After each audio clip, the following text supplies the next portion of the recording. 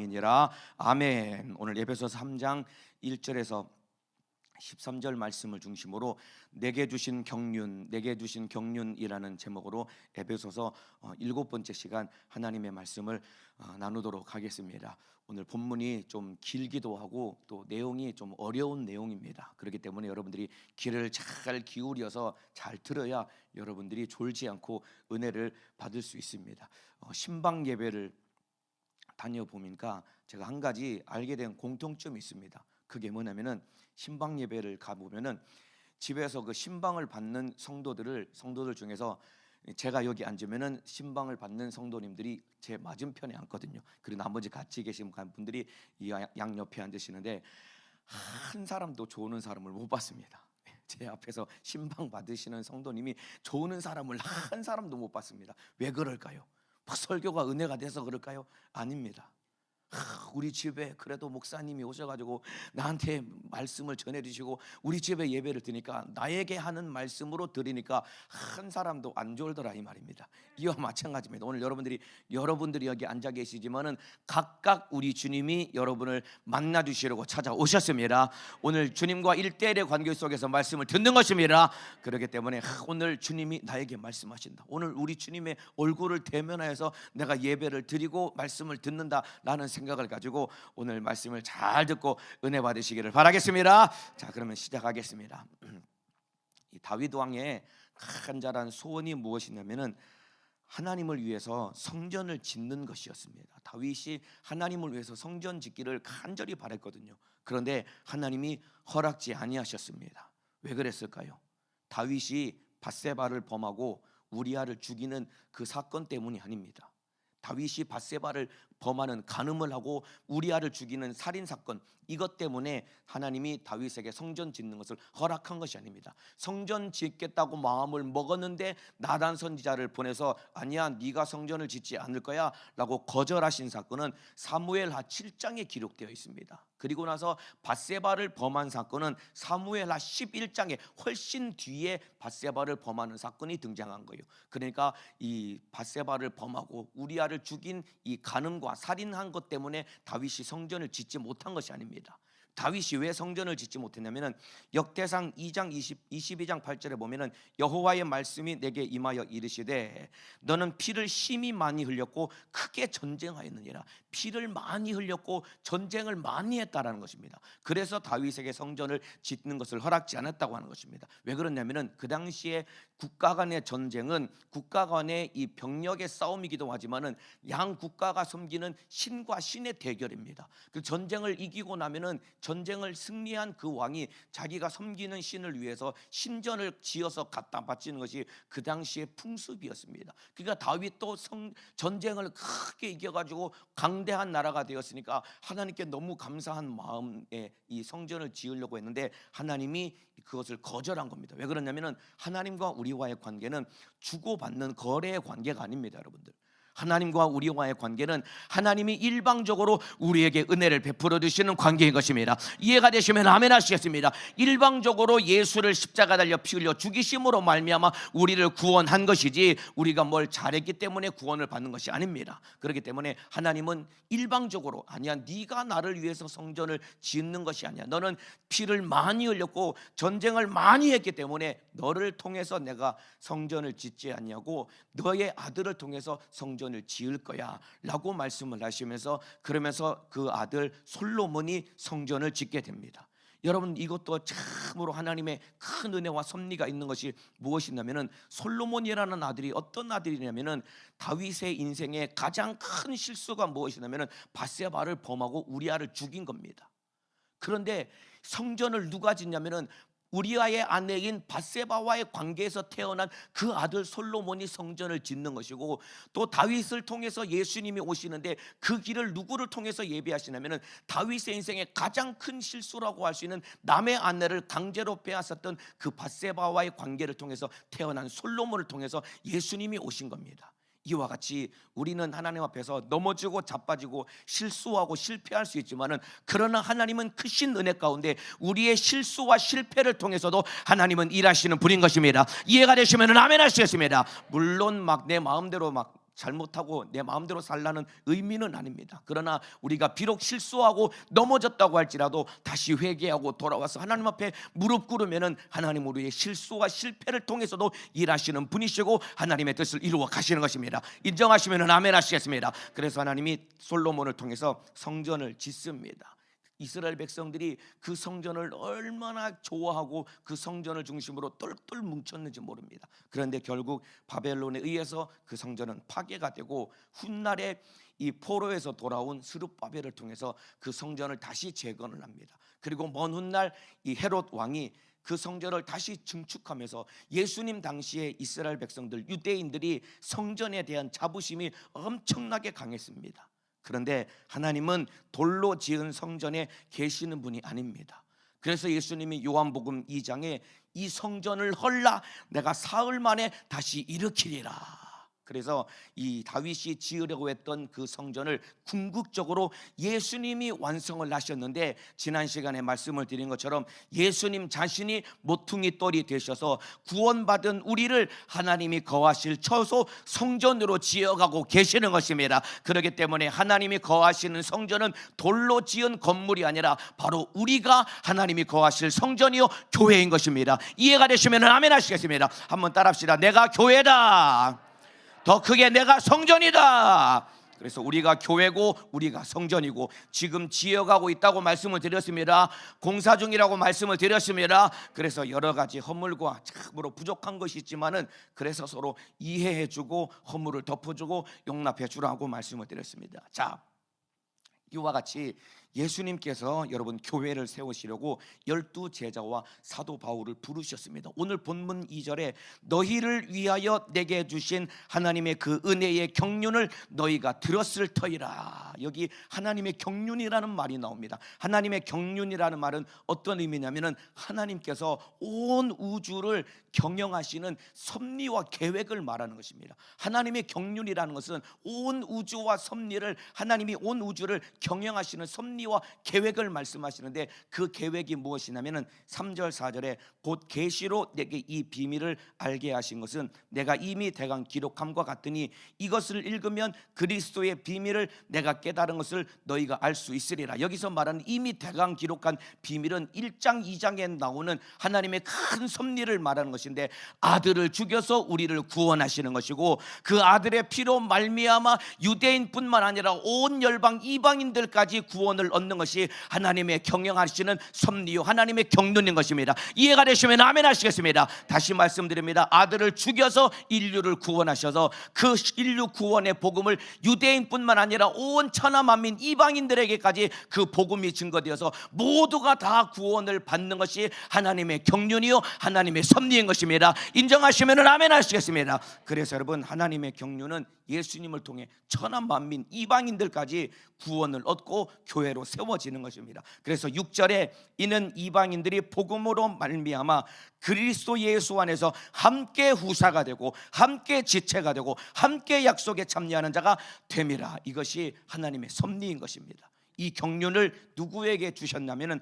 하나님의 섭리를 누구에게 맡겨주셨냐면은, 처음에는 맨 먼저는 예수님께 이 섭리를 맡겨주셔서 예수가 피 흘려 죽으심으로 말미암아 인류 구원에 하나님의 뜻을 이루셨고, 그 다음에 성령을 통해 12 제자와 사도 바울을 통해서 이 복음이 증거되게 하셨고, 맨 마지막에는 오늘을 사는 우리에게 하나님의 뜻을 이루라고 복음 증거의 사명을 우리에게 맡겨주신 것입니다. 인정하시면 아멘 하시겠습니다. 그러니까 하나님의 경륜, 하나님의 섭리는 온 천하 만민이 다 구원을 받아서 예수 그리스도로 말미암아 하나님의 자녀가 되고 교회로 세워지는 것인데, 이 섭리를 우리에게, 오늘을 사는 우리에게 맡겨주신 것입니다. 그렇기 때문에 여러분, 하나님의 섭리와 계획을 이루어가는 일에 여러분 놀랍게도 우리를 동역자로 부르신 거예요.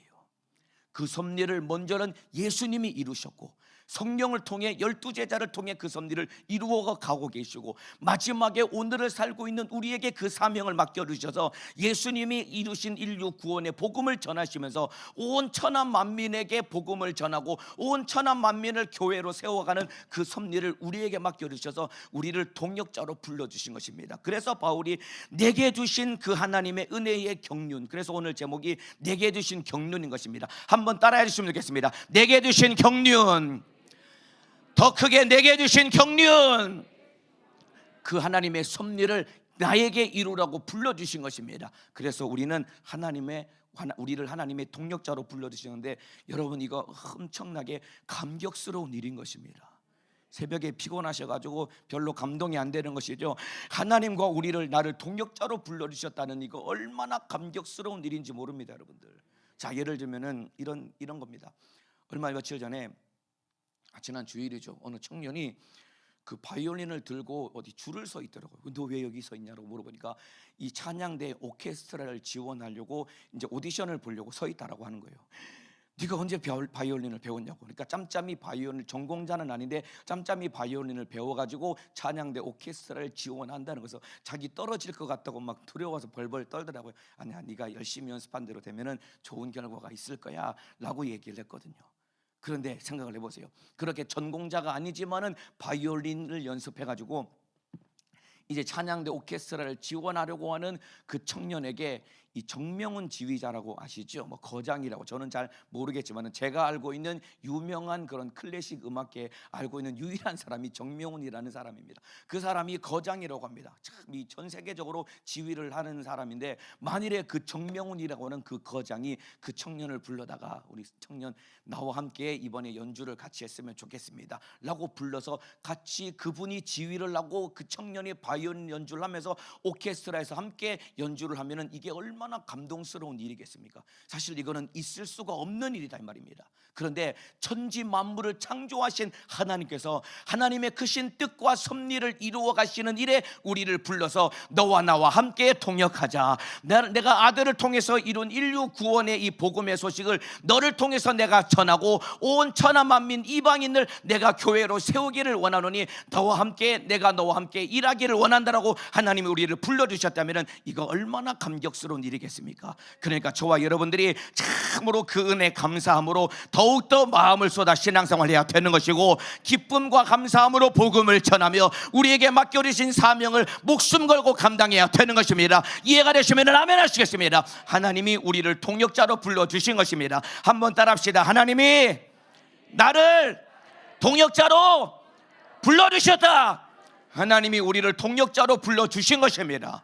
천사들에게 맡긴 것이 아니라 죄인인 우리를 불러서 하나님의 자녀로 삼아주시고 우리를 동역자로 불러주셨다 이 말입니다.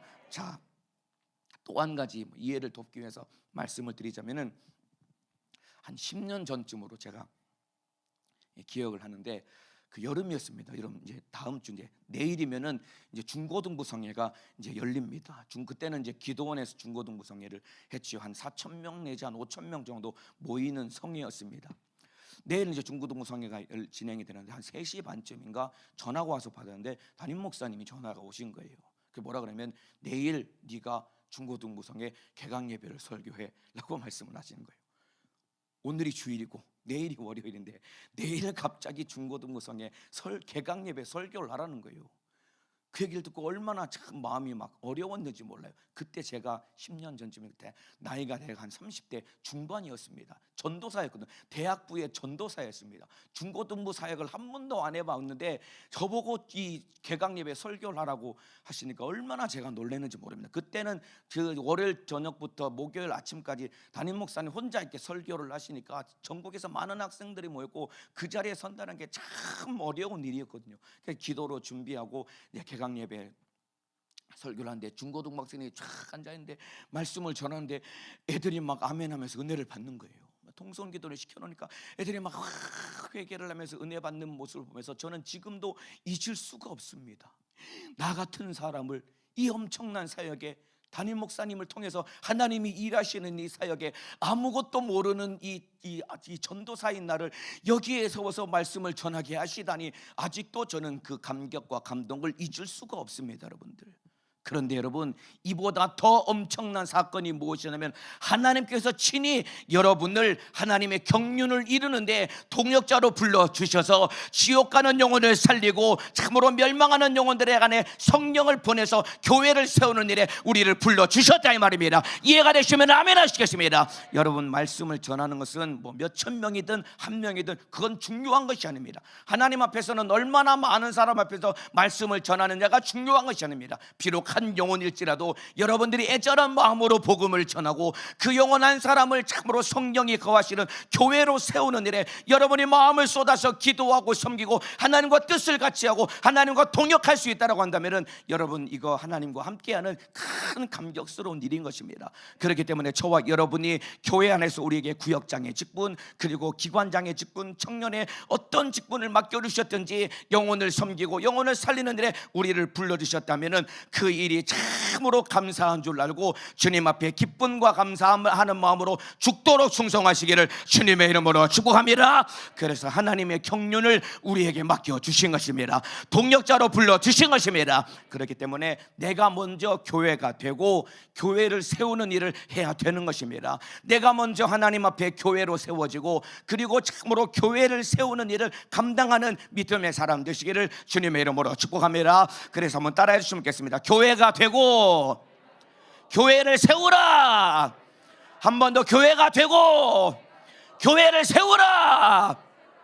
이것이 우리에게 주신 하나님의 경륜입니다. 하나님의 뜻과 섭리인 것입니다. 온 우주를 경영하시는 하나님의 뜻과 섭리는 내가 먼저 성령을 모신 교회가 되는 것이고 또한 참으로 그 복음을 전해서 교회를 세우는 것이 우리에게 맡겨주신 경륜입니다. 자, 그런데 이 경륜을 이루기 위해서 엄청난 하나님과 이 동역자가 되어서 교회를 세우는 이 사명을 감당하기 위해서 우리가 가져야 될 두 가지 마음가짐, 태도가 있습니다. 이것만 오늘 살펴보고 마치도록 하겠습니다.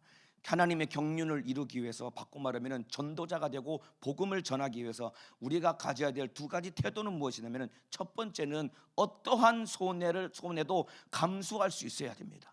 어떠한 손해도 기꺼이 감수할 수 있어야 됩니다.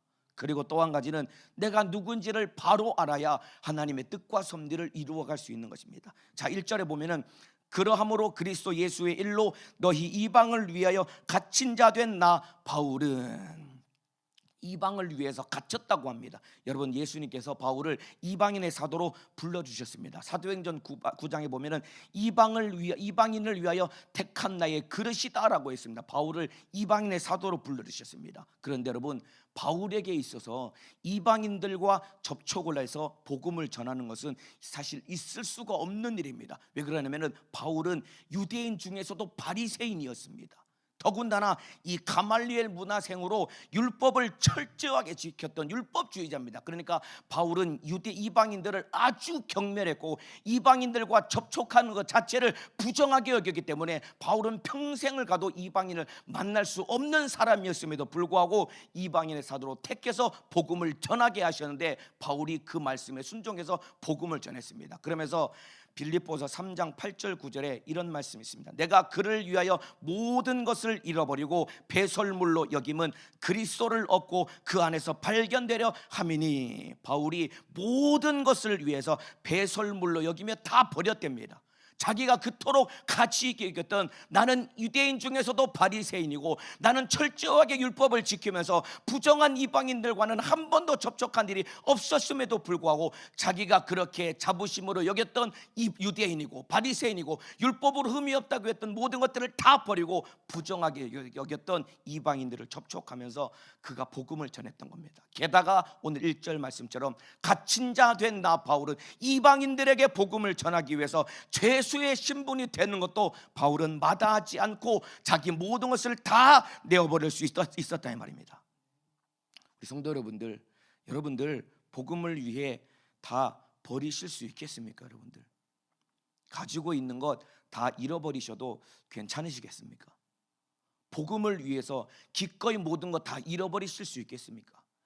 가진 모든 것 다 잃어버리셔도 괜찮으시겠습니까? 그런데 저와 여러분은, 바울은 모든 것을 다 배설물처럼 여기고 모든 것을 다 내려놓았다고 하는데 우리는 자존심 하나 못 버리잖아요.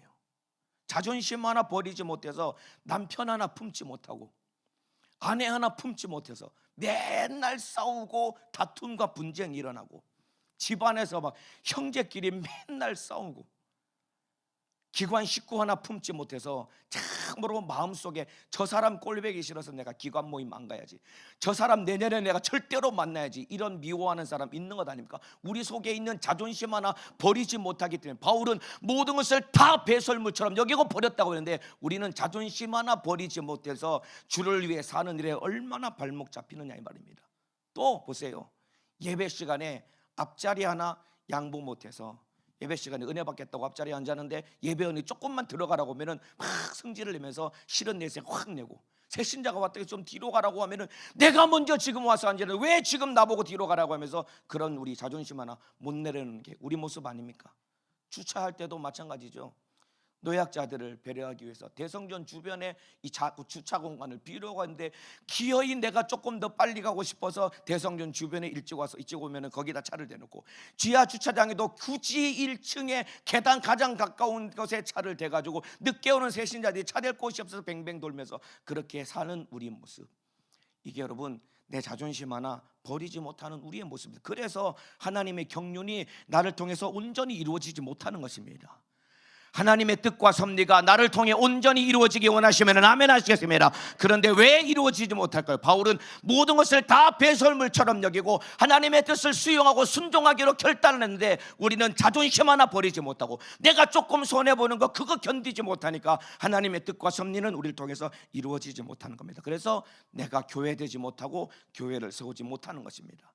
우리 하나님의 뜻과 섭리를 이루기 위해서 어떤 손해도 감수할 수 있는 믿음의 사람 되시기를 주님의 이름으로 축복합니다. 나 같은 죄인을 구원하시려고 하나님의 아들은 자기 목숨까지 버리셨다 이 말입니다. 그렇다면 우리도 기꺼이 내가 가진 모든 것 목숨까지 아낌없이 내어드릴 수 있는 주를 위해 살고 주를 위해 죽을 수 있는 사람 되시기를 주님의 이름으로 축복합니다. 자, 바울이 모든 것을 배설물처럼 여기며 복음을 위해서 다 버릴 수 있었던 이유는 무엇이냐면 하나님 앞에 바울이 자기 자신이 누군지를 분명하게 알았기 때문입니다. 하나님 앞에 내가 어떤 존재인지를 분명하게 알았기 때문에 바울은 모든 것을 다 배설물처럼 버릴 수 있었던 것입니다. 자, 7절 이하 읽어드리겠습니다. 이 복음을 위하여 그의 능력이 역사하시는 대로 내게 주신 하나님의 은혜의 선물을 따라 내가 일꾼이 되었노라. 내가 일꾼이 되었답니다. 이방인의 사도가 되었답니다. 이거 모두가 꺼리는 일인데 그럼에도 불구하고 바울이 기꺼이 하나님의 뜻을 수용하고 그 뜻에 순종할 수 있었던 이유는 8절에 모든 성도 중에 지극히 작은 자보다 더 작은 나에게 이 은혜를 주신 것은 측량할 수 없는 그리스도의 풍성을 이방인에게 전하게 하시고, 바울이 자기 자신이 누구인지를 알았습니다. 모든 성도 중에 지극히 작은 자보다 더 작은 나에게, 참으로 모든 사람들이 꺼려하는 그 일을 기꺼이 맡아서 순종할 수 있었던 이유는 자기가 얼마나 하나님 앞에 초라하고 부끄러운 죄인인지를 알았기 때문에, 초라해 보이는 일 같아 보이지만 그 일에 비하면 나는 더 비참하고 초라한 죄인이기 때문에 적어 보이는 일일지라도 하나님이 나에게 이 일을 맡겨주시니 너무나도 감사합니다. 나는 기꺼이 순종하며 충성하겠습니다. 이 겸손한 마음을 가졌던 것이다 이 말입니다. 이해가 되시면 아멘 하시겠습니다. 우리가 여러분 교회 안에서 어떤 일을 맡겨주실 때 하나님 왜 나한테 이런 일을 시키십니까? 왜 하필이면 왜 나한테 이 일을 자꾸 하라고 하는 겁니까? 라고 우리가 참으로 불평불만할 수 있다 이 말입니다. 왜 그러냐면 내가 얼마나 비참한 죄인인지를 모르니까, 교만하니까 나 같은 사람이 왜 이런 일을 해야 됩니까? 라는 어리석은 마음을 우리가 갖는다 이 말입니다. 노방에 나가서 전도하는 것 무시당하고 멸시당하고 이게 자존심 상하는 일이죠. 그런데 내가 얼마나 하나님 앞에 죄인이었다는 것을 깊이 깨닫는다라고 한다면 복음 전하는 일에 아무리 자존심을 당하고 멸시와 천대를 당해도 내가 과거에 하나님 앞에 어떤 죄인임을 깨닫는다면 기꺼이 핍박과 무시를 감수하고도 복음을 전할 수 있다 이 말입니다. 하나님 앞에 내가 어떤 자였음을 분명하게 깨닫고 주님 앞에 겸손하여서 어떠한 일을 맡겨주실지라도 기꺼이 감당하는 겸손한 사람 되시기를 주님의 이름으로 축복합니다. 자, 바울이라는 사람은 말이죠, 하나님이 그를 값지게 사용하면 사용할수록 겸손해졌던 사람입니다. 오늘 에베소서의 모든 성도 중에 지극히 작은 자보다 더 작은 나에게, 이 에베소서는 바울의 사역의 이 중반부에 기록한 편지입니다. 바울이 훗날에 훨씬 더 사역을 오래 하면서 더 많은 사역, 더 큰 사역을 하면서 이제 사역의 후반부에 갔을 때는 바울이 뭐라고 고백하냐면은 디모데전서 1장 15절에 내가 죄인 중에 괴순이라, 죄인 중에 괴순이라. 바울은 시간이 지날수록 내가 얼마나 하나님 앞에 죄인이었음을 깨닫고 겸손함으로 주님의 뜻을 수용하니까 결국은 관제와 같이 자기 인생을 끝까지 다 쏟아붓고 자기 인생을 복음을 위해서 하나님의 뜻을 이루고 교회를 세우는 일에 자기 인생을 다 쏟아부을 수 있었다 이 말입니다. 그런데 우리는 처음에 은혜 받았을 때는, 흔히 말하는 첫사랑이라고 하는 처음에 주님 만났을 때는 그렇게 뜨겁게 기도하고 신앙생활하고 무슨 일이든지 맡겨주면 기쁨과 감사로 충성하다가 어느 순간 내 직분이 교회 안에서 더 큰 일을 맡게 되고 시간이 지나고 그러면 타성해졌고 내 안에 교만이 찾아 들어와서 주의 일을 하고 주님이 나를 시키는데 얼마나 불편한 사람으로 전락되느냐 이 말입니다. 왜냐하면 내가 어떤 존재인지를 모르기 때문에 그렇습니다. 기도할 때마다 나의 허물과 나의 죄를 깨닫고 주님 앞에 겸손한 사람 되어서 우리 주님이 자기의 뜻과 섭리를 이루시는 일에 요긴하게 값지게 만만하게 사용당하는 사람 되시기를 주님의 이름으로 축복합니다. 하나님께 만만하게 사용당해야 됩니다. 하나님의 손에 붙들려서 하나님이 편하게 쓰실 수 있는 믿음의 사람 되시기를 주님의 이름으로 축복합니다. 그래서 바울을 통해서, 우리를 통해서 우리 주님이 교회를 세우시기를 원한다 이 말입니다. 땅끝까지 이르러 내 증인이 되라고 했다 이 말입니다. 우리 주님이 아직도 오시지 못하는 이유는 온 천하에 복음이 증거되고 하나님이 원하시는 분량만큼 복음이 증거되고 영혼이 살아나야 되는데 아직도 그 사명을 우리가 완수하지 못했기 때문에 주님의 재림이 더디어지는 것이고, 세상은 더 악한 마귀 사단 귀신 역사가 판을 치면서 더 악하게 만들어가고 있는 것이다 이 말입니다. 이 사단 놈이 빨리 심판을 받고 우리 주님이 속히 오시도록 부지런히 복음을 전하시기를 주님의 이름으로 축복합니다. 교회를 세우시기를 주님의 이름으로 축복합니다. 자, 이제 10절부터 12절 13절까지 읽어드리고 마치겠습니다. 이는 이제 교회로 말미암아 하늘에서 정사와 권세들에게 하나님의 각종 지혜를 알게 하려 하심이니 곧 영원부터 우리 주 그리스도 예수 안에서 예정하신 뜻대로 하신 것이라. 자, 교회로 말미암아 하늘의 정사와 권세들에게 하나님의 각종 지혜를 알게 하신다라고 말씀하고 있습니다. 이게 무슨 말이냐면은, 여러분, 교회는 하나님의 자랑입니다. 교회를 통해서 하나님의 모든 지혜를 하늘의 정사와 권세들에게, 그러니까 보이지 않는 성령님도 교회에 관심을 가지고 계시고 악한 마귀 사단 귀신 역사도 교회를 두려워하는 것입니다. 이만큼 교회는 하나님의 큰 자랑입니다. 그래서 교회를 통해 하나님의 신령한 이 지혜를 공개하신다라는 것입니다. 그렇기 때문에 교회인 우리는 하나님의 자랑인 것입니다. 그래서 에베소서 5장에 가면은 교회를 예수 그리스도의 신부라고 하는 것입니다. 저와 여러분은 하나님의 자랑인 것입니다. 교회를 통해서 각종 지혜를 하늘의 정사와 권세들에게 알리시고 선포하실 만큼 교회인 우리는 하나님의 자랑인 것입니다. 이해가 되시면 아멘 하시겠습니다. 그렇기 때문에 12절에 우리가 그 안에서 그를 믿음으로 말미암아 담대함과 하나님께 당당히 나아감을 얻느니라. 교회인 우리는 예수 안에서 담대할 수 있고 당당한 자가 되어야 되는 것입니다. 악한 마귀 사단 귀신 역사의 참소에 위축되지 말고 우리는 하나님의 자랑이다 이 말입니다. 성령을 보내주셔서 영원전부터 하나님이 이루고자 하시는 하나님의 뜻과 섭리인 경륜을 우리를 통해서 나타내시고 구원의 역사를 우리를 통해서 공개하시고 우리를 통해서 하나님의 섭리를 이루어 가시기 때문에 우리는 하나님의 자랑이기 때문에 늘 악한 마귀 역사에게 참소당하지 말고 담대하고 당당하시기를 주님의 이름으로 축복합니다. 그러면서 13절에 그러므로 너희에게 구하노니 너희를 위한 나의 여러 환난에 대하여 낙심치 말라. 이는 너희의 영광이니라. 그래서 바울이 비록 감옥에 갇혔지만은 낙심하지 아니하고, 바울이 감옥에 갇힌 이 사실 때문에 에베소 교회 성도들에게 낙심하지 말라고 편지를 쓴 겁니다. 우리는 예수님을 모신, 성령을 모신 교회이기 때문에 언제 어디서나 담대하고 당당할 수 있어야 되는 것이고, 낙심하지 아니하고 오늘도 예수 모시고 영육간에 승리하시기를 주님의 이름으로 축복합니다. 우리가 교회입니다. 하나님의 뜻과 섭리를 이루어 가야 됩니다. 오늘 한 날도 우리 주님을 뜨겁게 사랑함으로 부지런히 복음을 전하고 예수의 증인되는 삶을 살아가시기를 주님의 이름으로 축원합니다.